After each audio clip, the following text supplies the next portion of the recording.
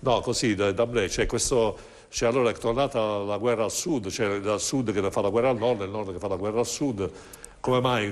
Qua sembra, il sud sembra dire, lo dico anche con un po' di competenza perché sono anch'io del sud, però il sud sembra dire, ma come si permettono quelli del nord di chiedere autonomia, ma l'Italia è unita?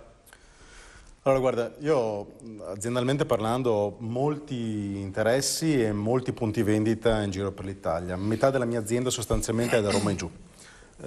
Credo che il problema maggiore non siano le persone, ma siano la politica del Sud.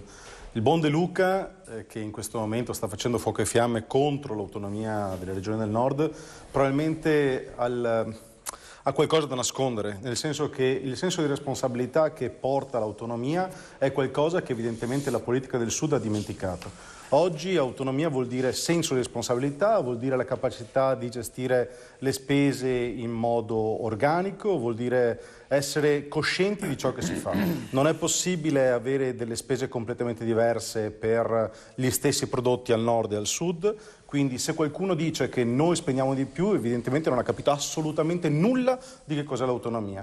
Teniamo poi presente anche un altro piccolo dettaglio, che l'autonomia è prevista in Costituzione, per cui non è qualcuno che va contro qualcosa.